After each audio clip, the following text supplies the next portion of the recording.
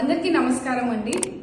ఆంధ్ర రాష్ట్రంలో నిరుద్యోగ యువతకు ఉపాధి కల్పించే లక్ష్యంగా ముఖ్యమంత్రి నారా చంద్రబాబు నాయుడు గారు, యువనేత మంత్రివర్యులు శ్రీ నారా లోకేష్ అన్న గారి సహకారంతో Andhra Pradesh state skill development corporation మరియు సీడ్ యాప్ ఆధ్వర్యంలో మెగా జాబ్ మేళాను నిర్వహించనున్నాము.